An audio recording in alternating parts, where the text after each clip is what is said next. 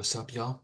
Good morning, good evening, wherever you're watching this television program. My name is Jaden Jawanda. I'm so glad you can make it to my presentation. My presentation is on the looking glass self. And so what we're going to go over, we're going to talk about the importance of social media in contemporary political discourse, as well as an introduction to TikTok and X as platforms for discussing politics. And then we're going to talk about the fall of other traditional platforms, such as television and other forms. So let's get to it. And so that's a little bit what we're going to talk about, but just a general overview. We're going to go over the definition of the looking glass self. We're going to talk about the impact of social media, and we're going to look at my artifact. The artifact is an ABC video. I'm sure you watched it. And then we're going to talk about other interpersonal communication theories and how they relate to this topic. And then finally, we're going to go over a conclusion and discuss a couple of questions along the way. So let's get to it. So you must be wondering, if you took Miss Bainey's class, you probably know what this is, but this is the looking glass self. And what the looking glass self is that we imagine ourselves, you know, through a sense of a mirror. And so the way other people look at us is so we kind of put ourselves in someone else's brain. So for example, if I'm having a conversation with my friend Jose, I go in Jose's brain and look at myself through his eyes. And I'm gonna think about Um, and the way I develop my own feelings is based on how I perceive him as thinking about me. It's kind of trippy, but let me explain it. So we have Homeboy in the middle right here. You can see him with a really big, sad face right here. And it's very unfortunate he is that way. But he says to himself, he has a negative self-perception. He says, I look ugly. And he has that perception because of the other people around him. I'll put them in boxes right here. Look at his audience and look at their reactions to him, a big frown on their faces. And so they kind of let me explain the three steps of the self, of the looking glass self. So it starts with our imagination. We imagine how other people, we imagine how we appear to other people. So, for example, like if we're talking to a stranger, we're going to worry about how we appear to them. And next, we think about the interpretation, um, like when sorry, we interpret like their reactions and you know we think about like do they seem engaged, do they seem bored, do they think I look ugly, do I look good, stuff like that. And lastly, we create self-feeling based on this interpretation. And so we might change ourselves, we might change our haircut, we might change the way we talk and stuff like that. So looking at glass self is definitely very powerful in creating this concept of self of social influence, that concept. We are impacted by people around us, and we're not just created by everything ourselves. We don't live in our own world. We're definitely impacted by other people around us, no doubt. And an example is even for me, um when I was in like seventh, eighth grade, I didn't like the way I looked, right? And like my clothes and my hair was very basic, and I felt that I looked very basic to other people, and I thought other people thought I was basic. And this concept of looking less self was in my own head. And so I kind of used that third step of um of that self feeling and the self interpretation of what other people think about me. And so I changed my haircut and I changed my clothes. And as a result, I got more confident. But the looking glass self can either make you feel more confident or more insecure depending on how you look at it. So yeah, it's a very interesting concept, and it's what we're going to be talking about today. Let's move on. Let's think about the importance of social media. I touched on this a little while back, but X and TikTok, generally seen according to these two articles from the Pew Research Center, definitely plays a big role in how we view politics today. Um, Generally, if you talk to your friends, family, they're not going to be viewing politics through, say, TV, and you're not going to be turning on Channel 9 as a college student. It's more likely you get your politics from social media such as Twitter or X or TikTok or YouTube. And, it's kind of evident in this left article right here that states that, the US daily newspaper circulation is declining.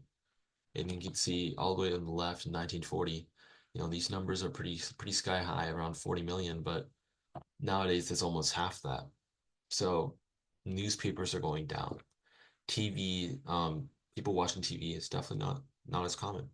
And we see the rise in social media, according to the one on the right, according to the Pew Research Center. Yeah, they're talking about how social media is much more effective in raising public awareness and changing people's minds about issues. So it's definitely interesting to think about how we changed from not too long ago. 20 years ago, we're getting all our news from the news, but from TV as well. But that's where we're at right now in society. Let's see. Let's think about TikTok and X as platforms for politics. This funny quote I found on an article. It said, being on TikTok is a modern necessity. Oh, sorry, a modern political necessity. And that's interesting to think about. Like, according to this article, it's saying that, you have to have TikTok to stay up to date on politics. And, I find that quote, false and true. I feel that a lot of good information comes from TikTok. But at times we kind of worry about misinformation and stuff like that. Can definitely be pretty bad, for the American government and Democrats, or sorry, like our Democratic, government. And on the right too, we got a picture of Republican Jeff Jackson, and he's on TikTok, and he's making some fire TikToks. I was watching a couple of them, and like they're really well edited, so you can see the shift. They're actually paying, like, giving a lot of effort toward politics in on TikTok, so that's interesting. Let's look at Trump versus Kamala. Kamala only has 6 million followers, but Trump has double that, which is interesting. But they both make really great content. On the left, you see that she has 200,000 views, sometimes getting 2 million views, but Trump is consistently getting millions and millions of views. And I'm not saying I support either one of them. Well, I will choose not to self-disclose that, but um, it's cool to see that, millions of people follow our presidents on social media, and they're able to put their campaign through social media. And it's crazy to think about, the difference between social media and say having a campaign. It's at this point it's kind of integrated. So yeah. But let's take a look at the artifact. Now this artifact was very interesting because it talked about the viral memes in like 2024 campaign, as it says right here. And you can see this little meme in the middle too. It says childless cat ladies for Kamala. And I'm pretty sure that's a diss from Trump, which is pretty silly, but it's the power, the power of new pop culture. And you can see the famous artist Charlie XCX stating that Kamala is a brat. Sorry, Kamala is brat. And that's referring to her album, great artist as well. And they're getting into politics as well. So social media does have an influence in, pop culture. And it's interesting to think about, And this kind of relates to the looking glass self because people online don't have as much, worry about how they appear to others. They're not going to worry about what they say because there's definitely not as many consequences. So, for example, if I'm saying anything online through here, it's not going to have any impact on you because you can't punch me and you can't yell at me. It's kind of a one-way communication type of thing. But once it becomes two-way communication in real life, that's when things become a little bit hectic because now you start yelling at me because I said something wrong. And that, it's a lot more difficult. So we definitely change our perception based on our mode of communication, which is interesting. For sure, for sure. And yeah, this kind of relates to, Twitter threads, because, you know, we think about how Donald Trump, when he was back president in 2016, he was all over Twitter and X. So, and then you can see exactly what's going through his mind. And I'm not sure if he wrote all that stuff, but, you know, he self-disclosed a lot of stuff for sure. And, his method of being a president, the concept of the looking glass self, you know, he I guess he kind of imagined to other people that he wants to portray himself as, like a cool president, someone that everyone relates to. So he goes on YouTube, he goes on podcasts and stuff like that, and he becomes his he creates his self development. Sorry, he creates his self feeling that he is on top of the world and that he is for the people through this concept. And so let me see.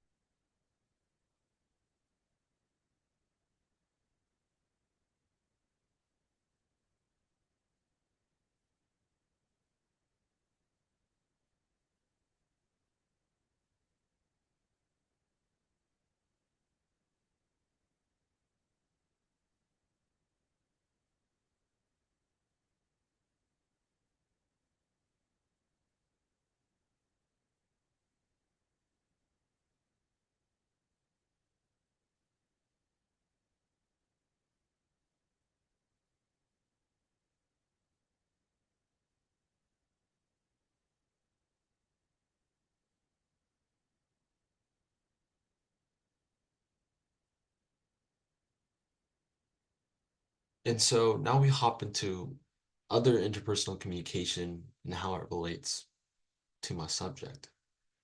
First of all, we have impression management. It's this idea that, we carefully curate um, who we are to control like how others perceive us. So we have online and in-person impressions. And online, it's important to build good rapport, especially on TikTok. You want to be careful of what you repost or what you like because you're worried about if, say, like your girlfriend like looks at your stuff and be like, "Oh, he's weird. What is this?" And you get worried of that subconsciously. And that's the concept of the looking glass self. Very interesting to think about. And then we have the social comparison theory, where we think about, we're comparing ourselves to other people and determine where we fit in. And this relates to, political parties and that, like how will other people view me if I am a Democrat?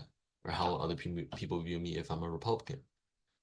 Stuff like that. So, and I have this weird concept because I feel like this is relatively true, but if you're a Democrat and you say like you're full-fledged like a Democrat, it's expected that you have really good emotional intelligence and that you're empathetic for other people, you love seeing the government, you love high taxes. And, if you said this to someone, you can either have them support you a lot or, you give them the ick, And we kind of get worried at that too with the looking glass self. It's like, how will other people view me?